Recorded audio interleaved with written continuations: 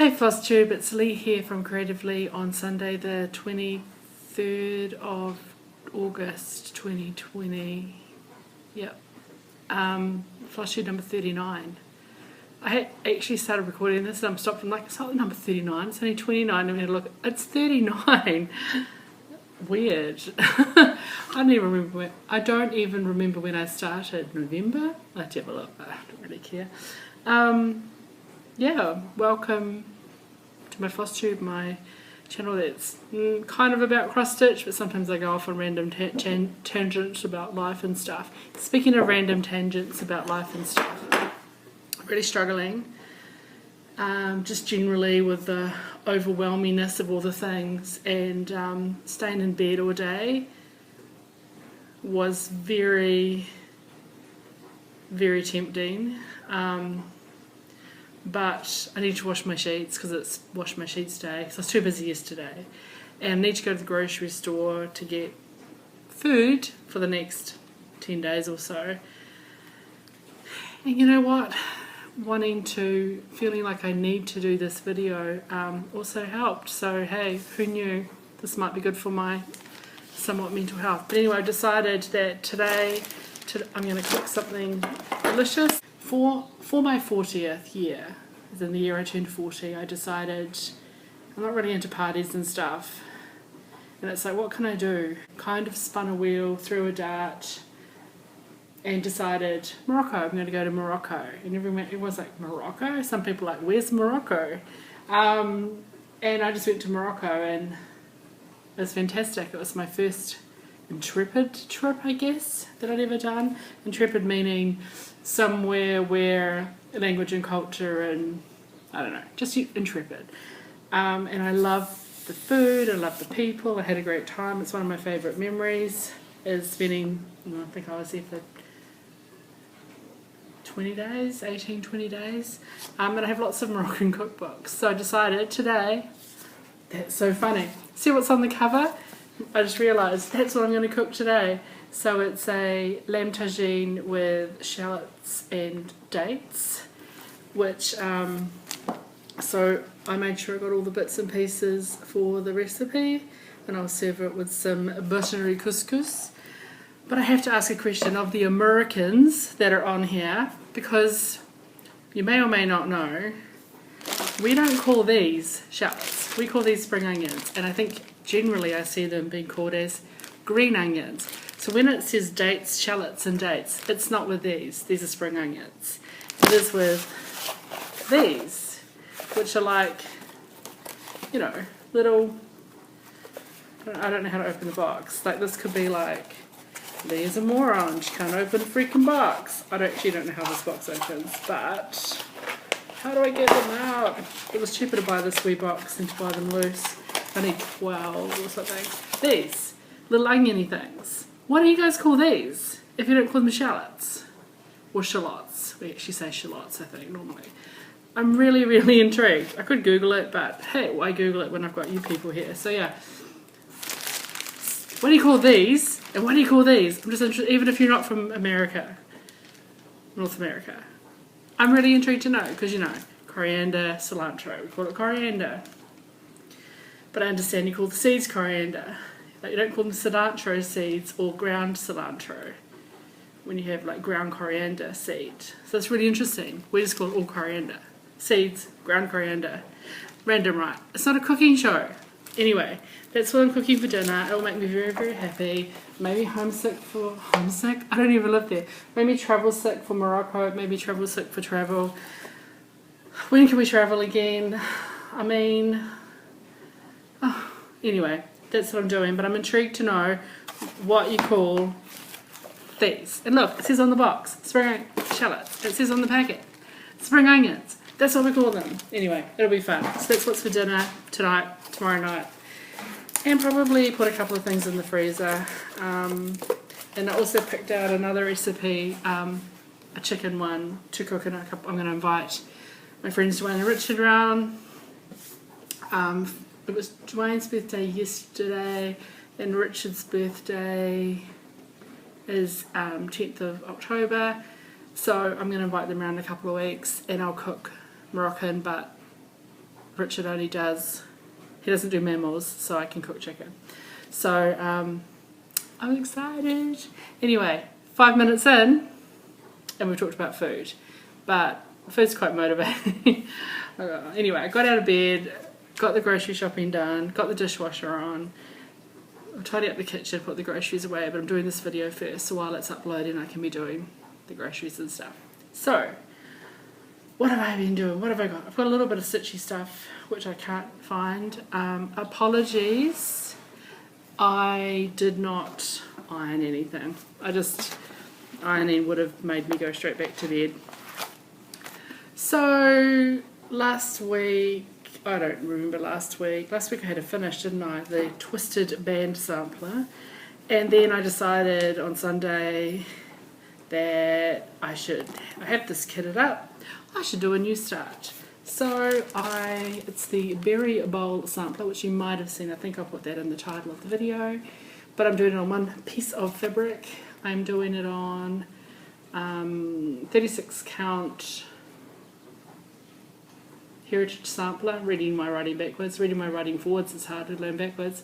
36 count Heritage Sampler linen from Victorian Motto Sampler Shoppe, and I am partial conversion. So basically all of the greens and the golds are as kitted, and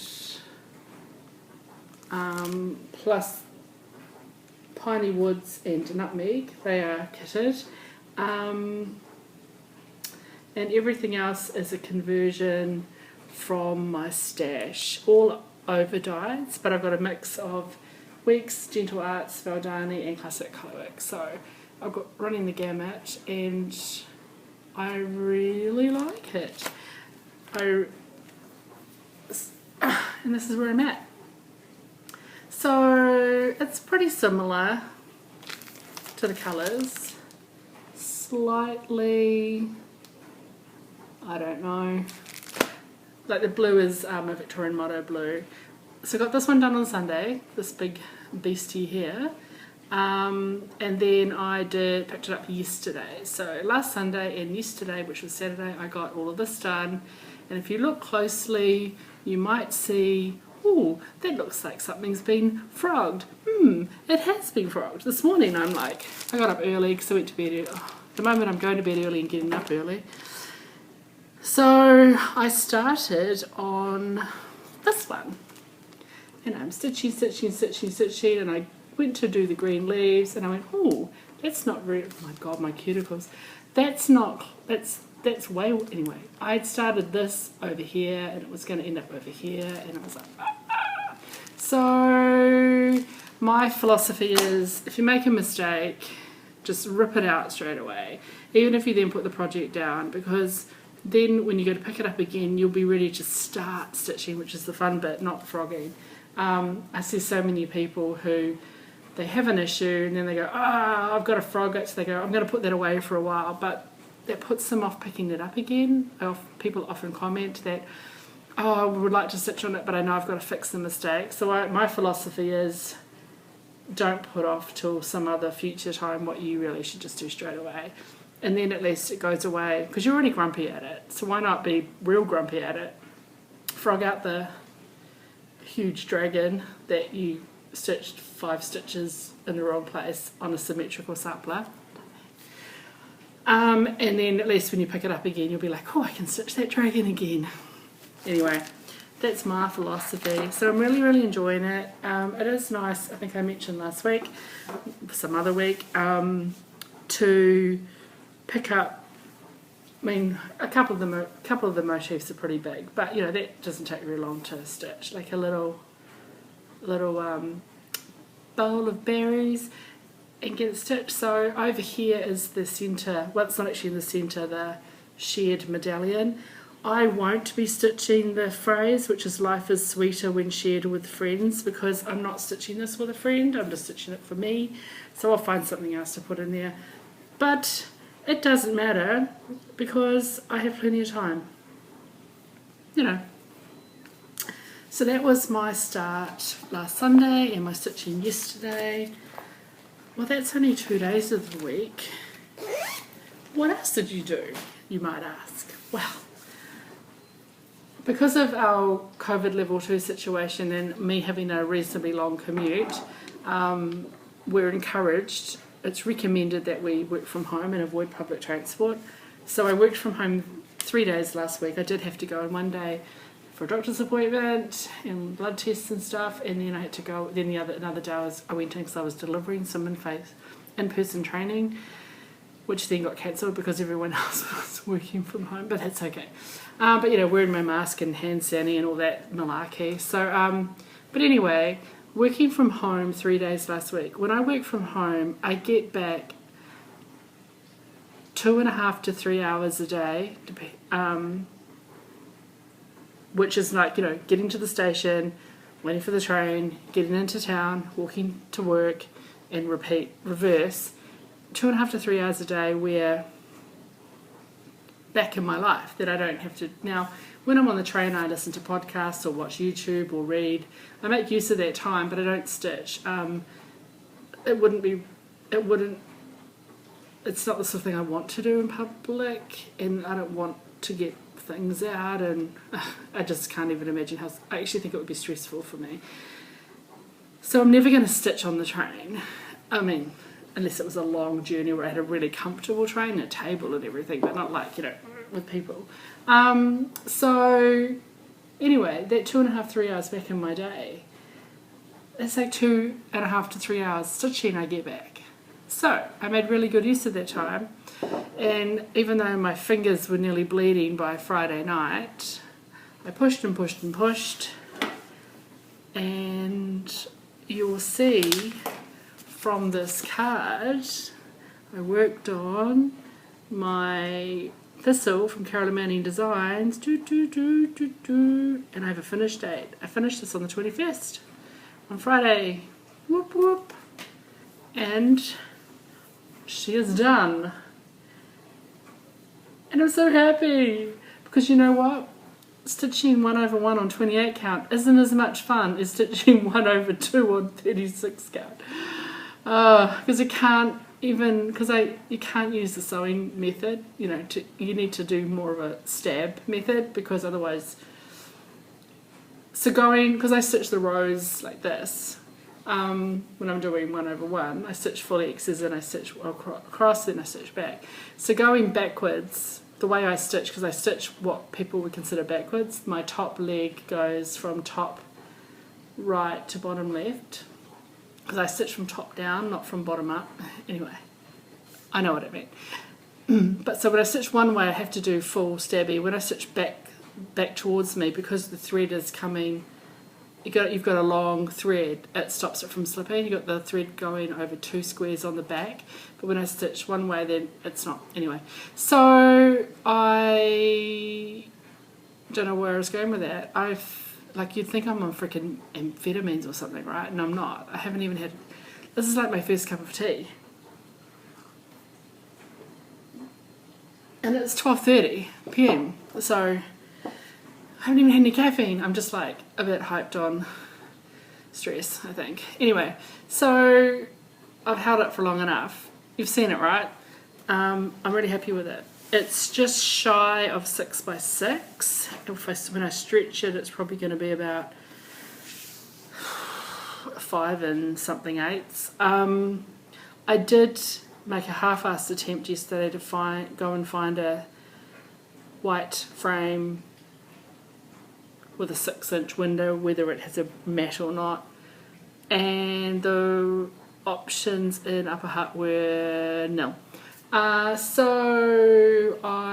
And Briscoe's had 50% off their frames, but they didn't have, the only square frames they had were 8 by 8 and black or this weird Swedish light woody colour, which is not my thing. So I need to go looking somewhere else, but not today. So I hope to get it FFO'd really soon, because it's, you know, and if I do find a frame I like, I'll probably buy 5 of them, with the idea that eventually I might have, you know, a series of 5. The problem, if you don't buy the frame when you find it, you'll never find it again, and if I had more than one of the similar style, I would not want them to have different frames because that would make me twitch. So yeah, that's all I stitched on. I stitched on, finished that, which I think was probably about,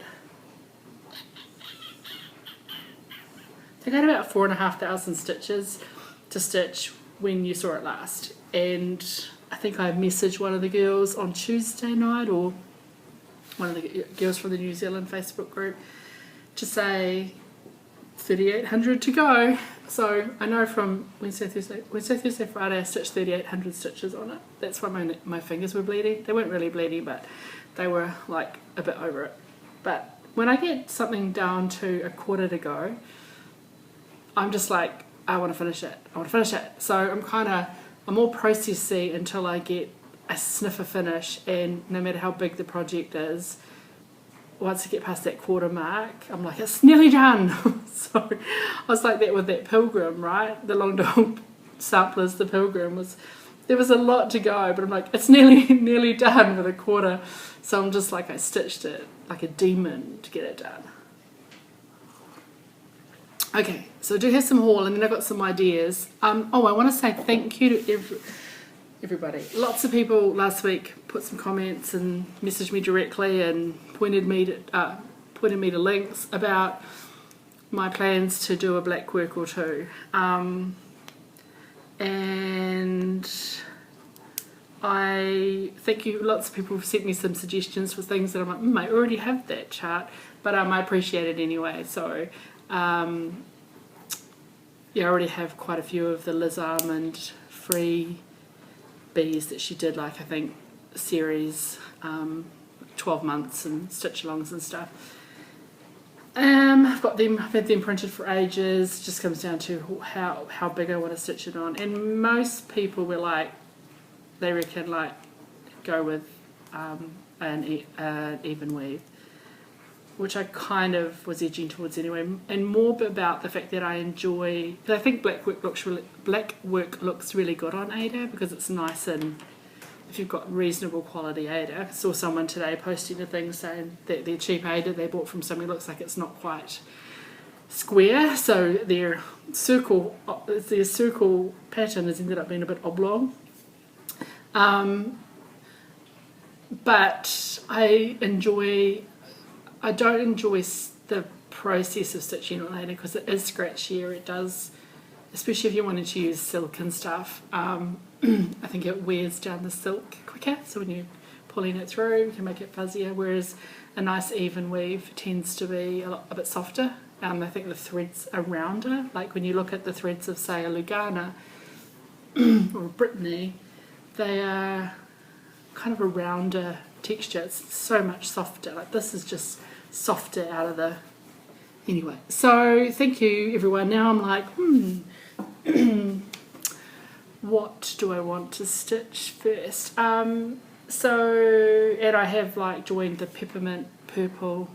Is that what it is? Purple peppermint? Peppermint purple?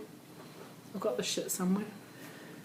I've got piles of stuff all over my table. It's so atrocious. Because I was cutting some stuff up. More about that in a minute. Anyway, I think that's really cute, the sale that's going on at the moment. So I've printed out stuff to date, and there's a good chance I might actually have a piece of even weave in my stash that I don't know what to do with. So I'll have to have a look at that. Yeah. So it's my monthly Rainbow Club mystery fabrics. I just do a mystery, and when I visited with Catherine the other day, a couple of weeks ago, she was sort of said she hadn't allocated me my fabric yet, and she was teasing me with a couple of things. I'm like, just surprise me. She surprised me. So it's going to be a challenge, but I'll show you that in a sec. Oh yeah, no, so I got my mystery, and then I also got, I've got so much to show you. And then I got the fabric that I'd ordered from her, like, for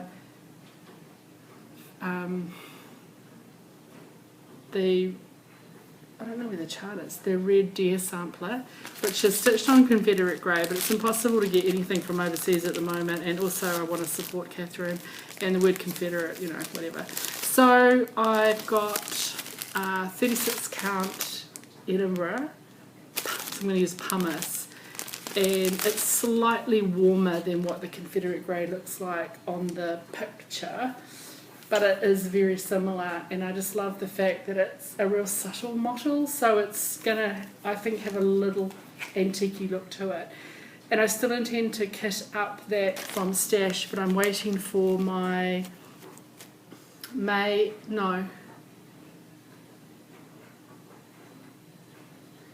June and July Victorian Motto Club package to arrive, but it's still waiting for the package to be attached to the shipping label, and I think it's subject to the USPS drama. So I don't know when that'll arrive. I've already paid for August and September. Oh no, I'll be paying for September, and I still won't have, it'll turn up one day, but I'm going to wait for that, because I'm hoping that I can fill in some of the other colours, and probably what I'll end up buying is just the browns,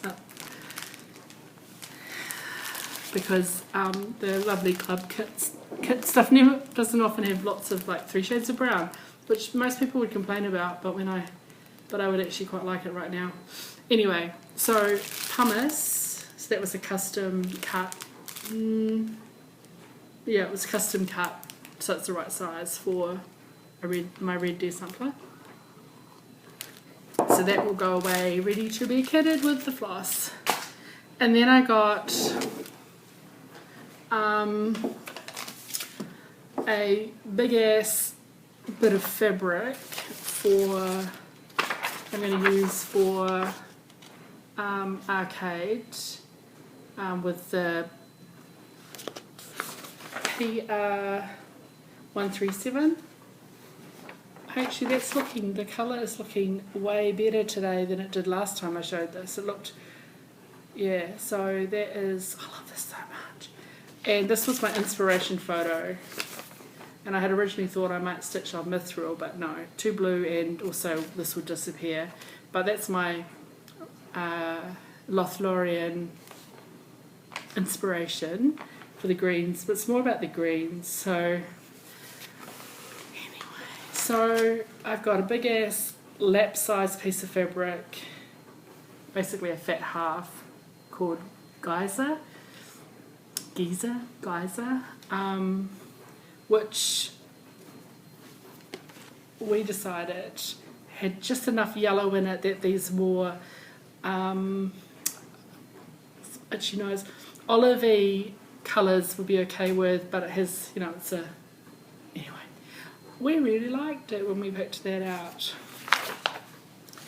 And I'm quite keen to have another, I'll have a contrast DMC in there somewhere, whether I do the words maybe, and I'm tossing up, keeping in mind that's my inspiration, want sort of some warmth to it, thinking about one of these. So I need to do a test stitch on it, or I'll just go with the dark green, but just so I've got a darker shade of what the darkest colour in here, but a solid. So, and if I want some sparkle somewhere, I've got this from my stash, from one of my mermaids probably, Krenak 085. It has kind of a coppery, goldy, flicky, or I've got, no, I don't want to use that one. That one's the High Luster 009. It's too shiny, but I like this with this coppery, sort of bringing in some of the warm coppery thing. Or I won't use any of them. It doesn't really matter, but that's sort of just my idea at the moment to play with, and I'm happy to try something and then frog it if it doesn't work. When am I going to start it? Any minute now. I can start it whenever I like. So that's kind of cool, because we've learned, make sure I've got some things ready in case of another lockdown, right? Because that was scary, running out of floss and needles, fabric and needles. Okay, so those were custom orders, and then my mystery fabric is really different to anything I have. It's a Newcastle 40 count midnight. It's amazing. Oh, it's not that purple. It's, where's the colour? No, okay, that's better. It's not purple. It looks purple on my screen. It is a dark blue, like navy, and it's 40 count. We're gonna have to, we might have to go up to some plus 1.5s for these.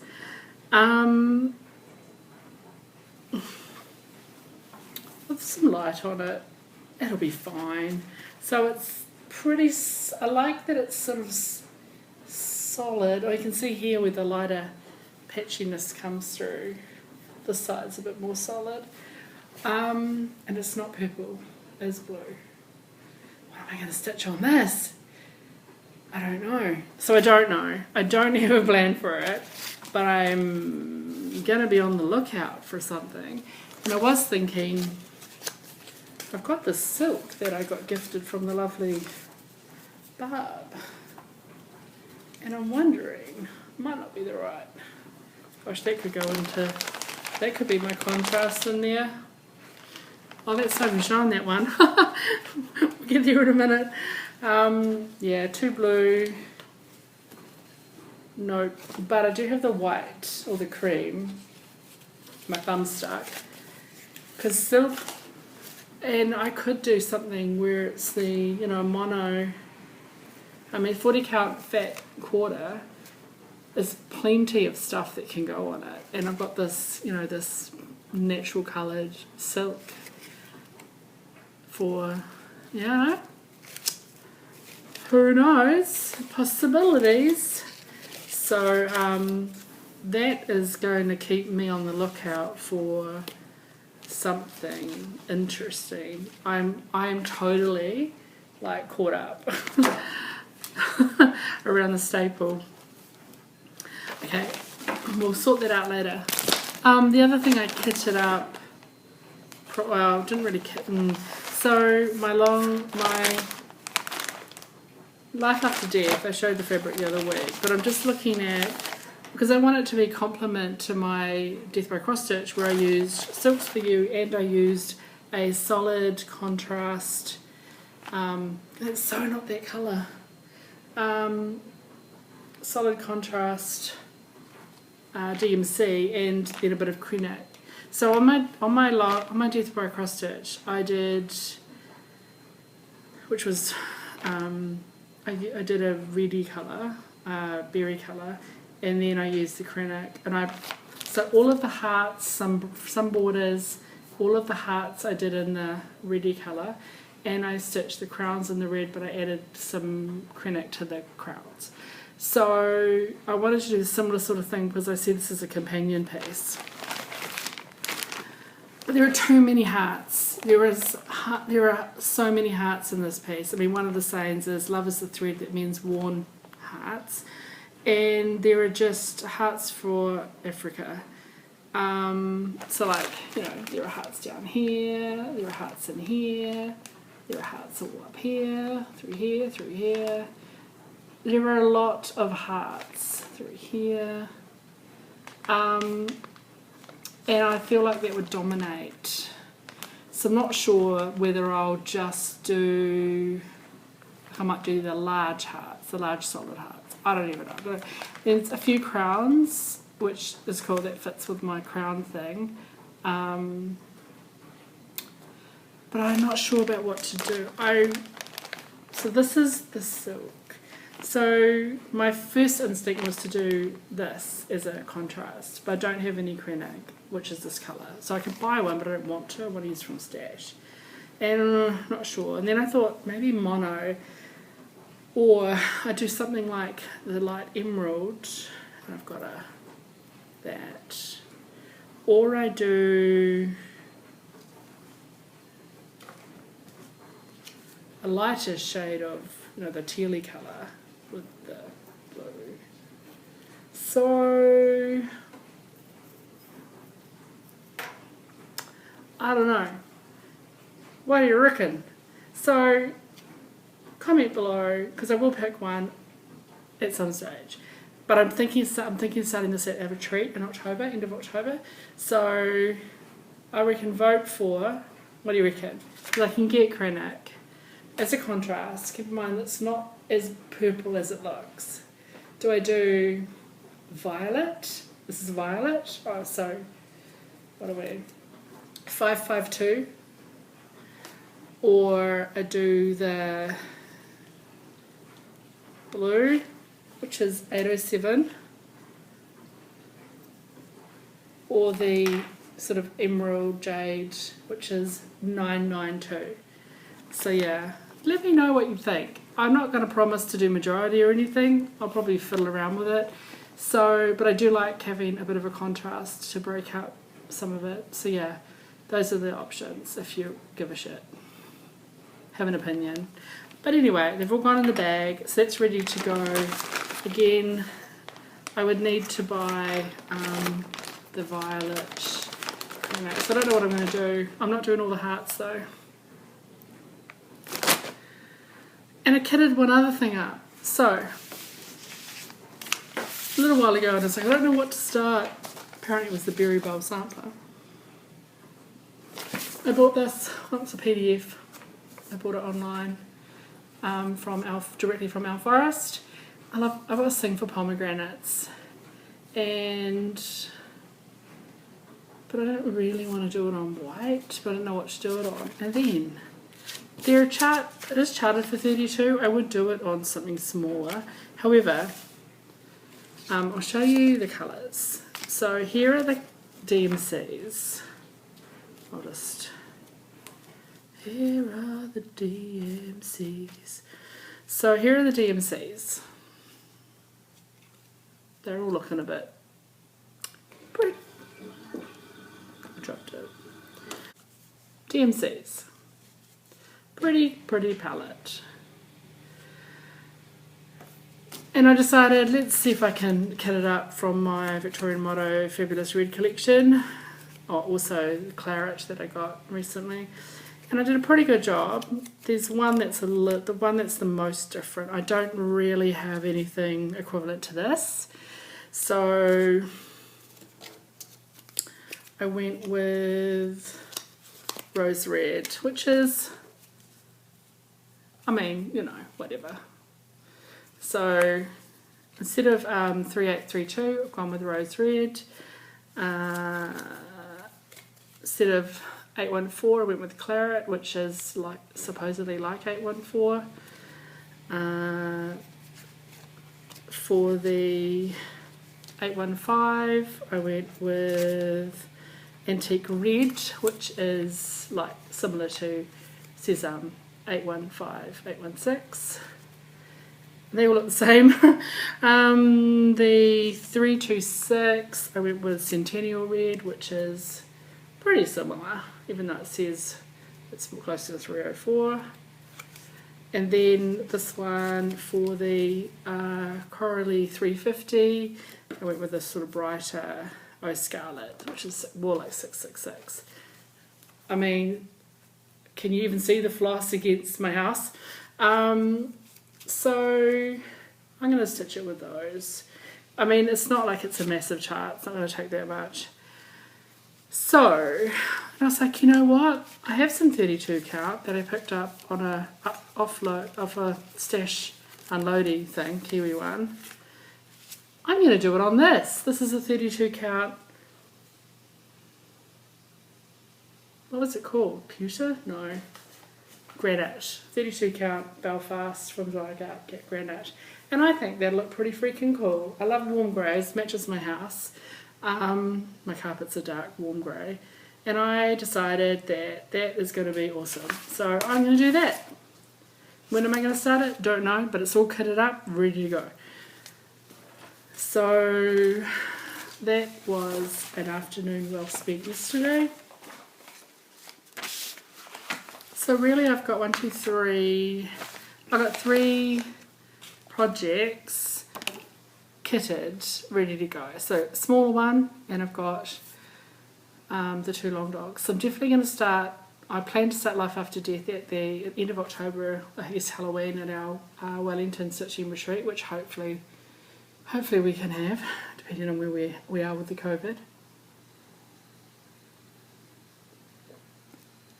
And I need to hold off on arcade because I really don't want to have two going at the same time. But I reserve the right to change my mind. I might even start it in September because of, you know, Sampler September. Not that I ever really do any of the rules, but that might happen. Who knows? It's going to be really pretty, and it'll be nice to stitch something that way. I guess Life After Death technically is a little wider than it is deep. And it's going to be on antique white, I think. I bought some antique white for it. The antique white is a little warmer than I thought it was going to be, but by the time you cover it in stitching, I think it'll be fine.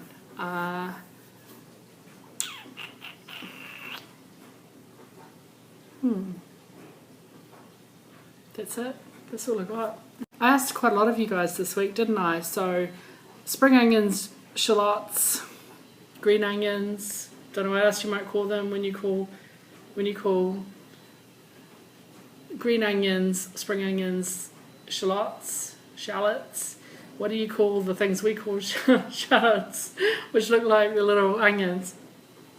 And then, yeah, tell me what you think the contrast floss contrast floss would go good with my long dog. And I think the answer is they're probably, none of them are wrong. I mean, my opinion, none of them are wrong choices. It just, I don't know. I'll give it a go and see what I like. I know with Death by Cross Stitch, I tried about 4 threads, I think.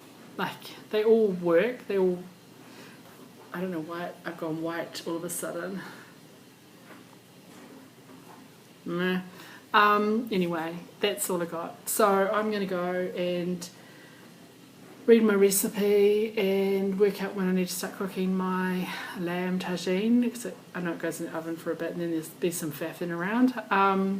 Maybe I'll prep all the bits and pieces and work out what I'm going to have with it, what vegetable I'm going to have with it. And that's exciting, isn't it? And then I might even run the vacuum cleaner around. That'll be a bit of a miracle. Okay. I hope everyone stays well and is enjoying their stitching time.